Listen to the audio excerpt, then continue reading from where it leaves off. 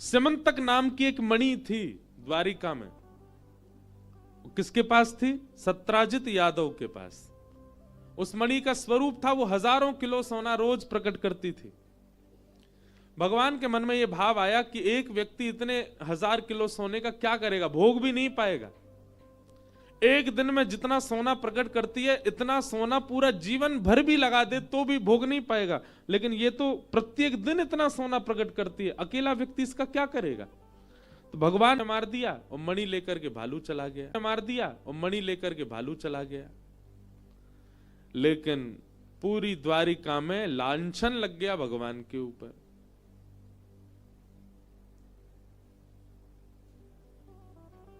सब द्वारिका के लोग बोले, द्वारिकाधीश कृष्ण मणि मांगने के लिए गए थे प्रसेन के पास और प्रसेन ने देने से मना किया, तो द्वारिकाधीश ने ही सत्राजित के भाई प्रसेन को बंदी बना के मणि अपने पास ही रख ली होगी।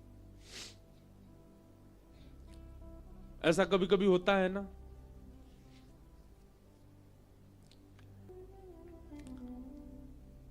तो भगवान पर सब लोगों ने लांछन लगा दिया, ओहो मणि की बात यही कर रहे थे सत्राजित से, जरूर मणि चुराई भी इन्होंने ही होगी। ठाकुर जी ने अपने सैनिकों से कहा, देख रहे हो ये है द्वारिका, इनको बसाया हमने, इनको खिलाया हमने, इनकी सारी रोजी रोटी हमसे चल रही है, पर इनको एक क्षण भी नहीं लगा हमारे ऊपर आरोप लगाने में, लगा दिया।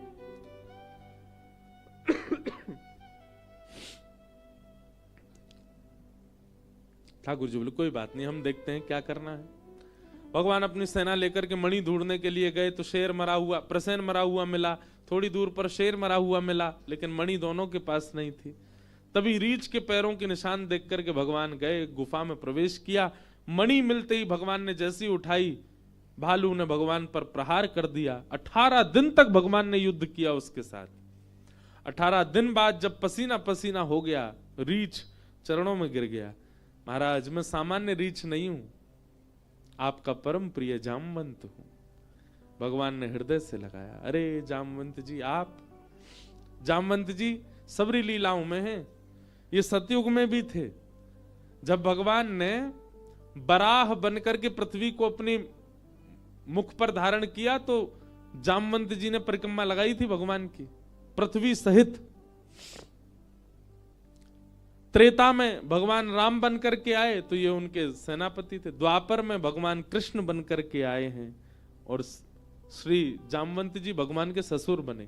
और कलयुग में भगवान जब कल्कि रूप धारण करेंगे तो कल्कि भगवान के सप्त चिरंजीवी सेना होगी, उनमें से एक श्री जामवंत जी भी होंगे। जामवंत जी चिरंजीवी हैं, चिरंजीव। भगवान को देख करके कहा, भगवान मेरी कुटिया पे कैसे आना हुआ? ठाकुर जी बोले इस मणि की वजह से आना हुआ।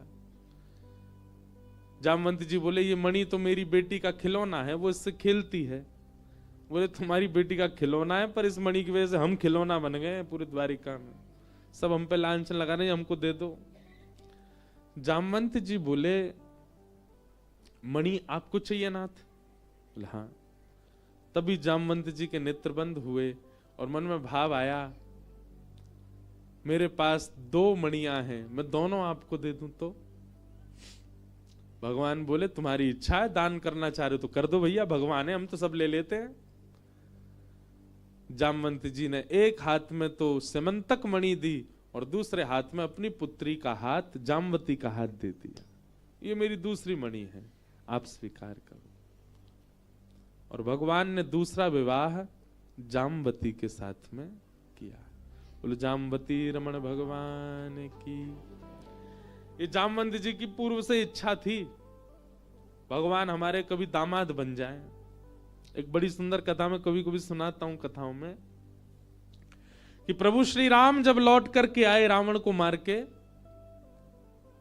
तो जनक जी महाराज ने एक पत्र लिखा और पत्र लिख करके राम जी से कहा कि हे जामाता जी, हे दामाद जी, 14 वर्ष बाद आप वन से आए हो, आप में तो जनकपुर के लोगों के प्राण हैं ही, परंतु हमारी लाली जो है जानकी, वो तो हमारी प्राण ही हैं।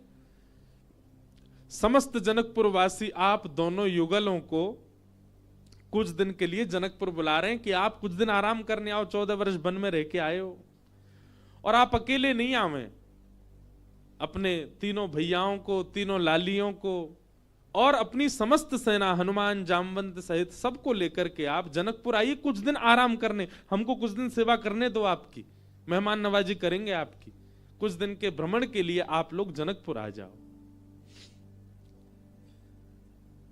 भगवान सभा में बैठे थे और सभा में बैठे बैठे जैसे ही जनक जी का पत्र आया तो भगवान ने हनुमान जी से कहा, पत्र पढ़ के सुनाओ, क्या बोल रहे हैं हमारे ससुर जी। हनुमान जी ने पूरा पत्र पढ़ा, बोले भगवान, हे प्रभु श्री राम, आपको, पूरी सेना को, हमारी मैया को, तीनों भैयाओं को, तीनों भाभियों को, सबको जनक जी बुला रहे हैं जनकपुर कुछ दिन आराम के लिए।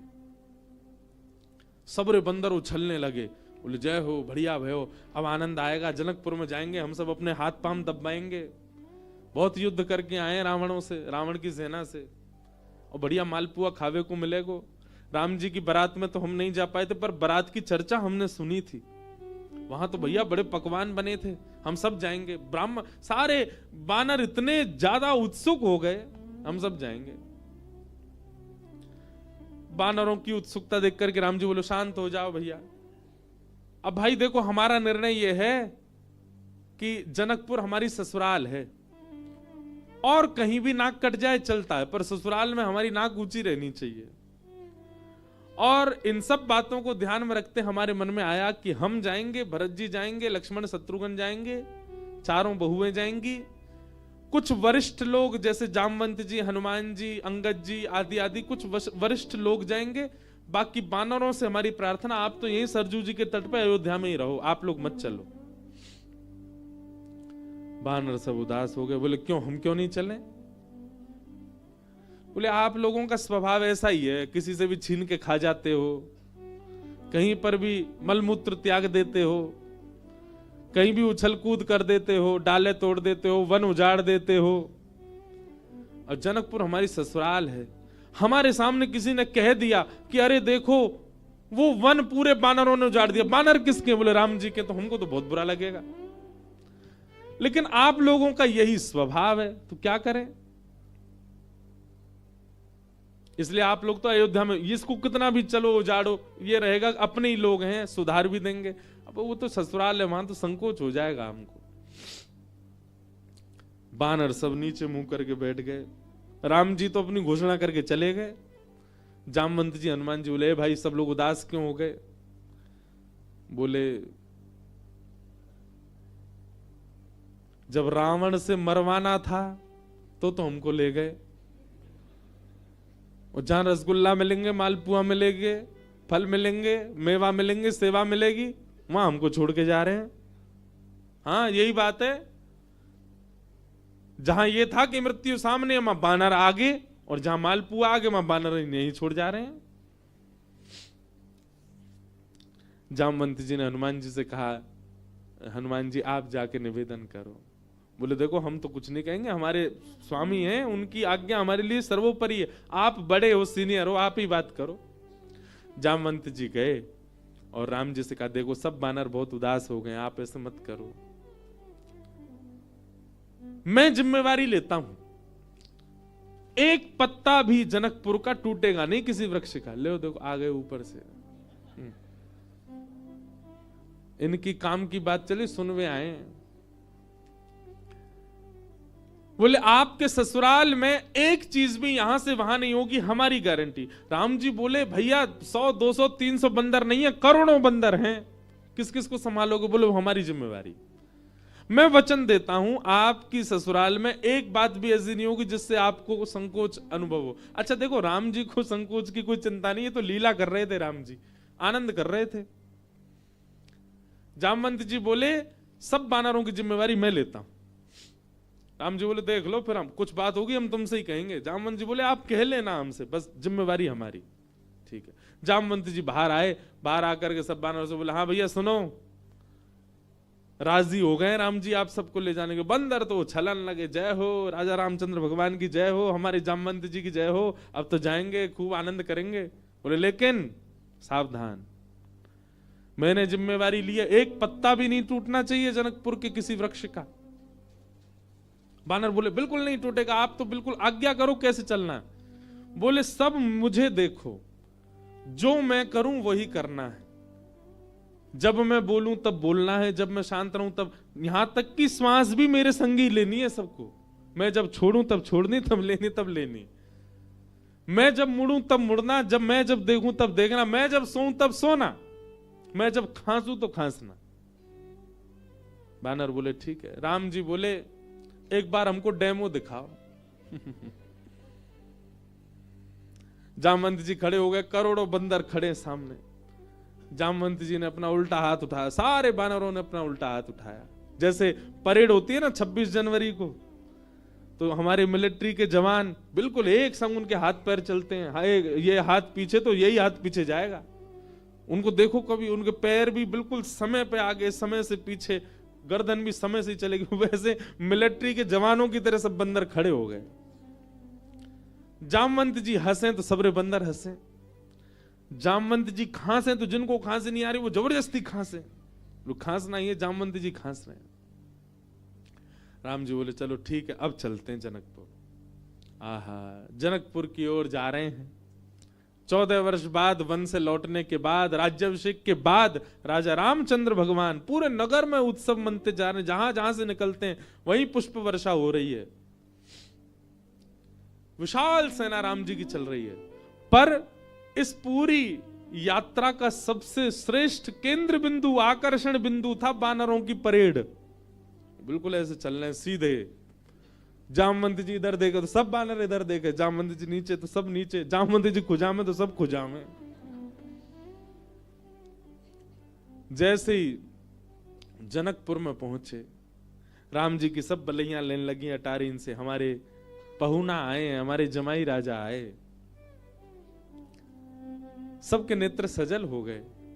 पर पूरे जनकपुर में जैसे ही बानरों ने प्रवेश किया, आहा, बानरों की ऐसी प्रशंसा, भैया कैसे सुधरे भाई। अच्छा, जामवंत जी ने सबके काजे वस्त्र भी सिलवाए थे। सब बानर बिल्कुल बढ़िया, ऊपर को आधी बगलबंदी सी पहन के, नीचे धोती सी पहन के, टोपा से पहन के चल रहे थे। कैसा, मैं तो चिंतन करता हूं कैसे लग रहे होंगे सब। हम बंदरों के बीच में ही रहते हैं ना वृंदावन में। महाराज आरती का थाल ले लेकर के जनकपुर की सब नारियां आरती कर रही हैं, पर बानर नहीं उनकी ओर देखें भी। जब जामवंत जी देखेंगे तभी देखेंगे। जनक जी महाराज ने स्वागत किया और स्वागत करके खूब प्रेम से वार्ता हुई। ऊपर बोले भैया पूरे जनकपुर में हल्ला है आपके बानरों का। कैसी सेना, लग रहा है देखते ही बनता है कि यही बानर मार सकते हैं रावण की सेना को। इतने शिष्टाचारी, इतने गंभीर। देखो इतनी बड़ी सभा में करोड़ों बानर बैठे हैं, पर सुई गिर दो तो उसकी आवाज भी आ जाएगी। Pin drop silence. दूर बैठे जामवंत जी सिर हिलावे, सब बानर करें हाँ। अब आप बहुत दूर से चल के आए हैं, सबकी प्रसाद की व्यवस्था है। हाँ भाई, सब बानरों के आगे चौकी लगाओ। पहली बार बानर चौकी पे बैठ के पाएंगे। चौकी पे बैठ गए, चौकियों के आगे दूसरी चौकी, चौकी के ऊपर सोने की थाली, चांदी की कटोरी। आहा, क्या बढ़िया। सब बानरों की थाली, पहली बार बानरों के आगे थाली लगी है। लेकिन बानर थाली में नहीं देख रहे हैं, सब जामवंत जी को देख रहे हैं।